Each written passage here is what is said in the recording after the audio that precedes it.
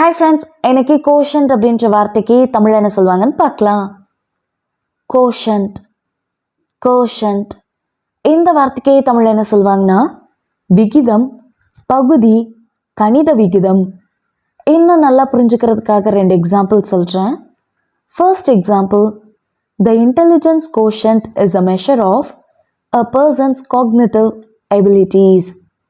புத்திசாலித்தன கூட்டுத்தொகை ஒரு நபரின் அறிவாற்றல் திறன்களை அளவிடும் ஒரு அளவுகோல் ஆகும். Second example, the emotional quotient is important for understanding and managing emotions. உணர்ச்சி கூட்டுத்தொகை உணர்ச்சிகளை உணர்ந்து கையாள்வதற்கு முக்கியமானது.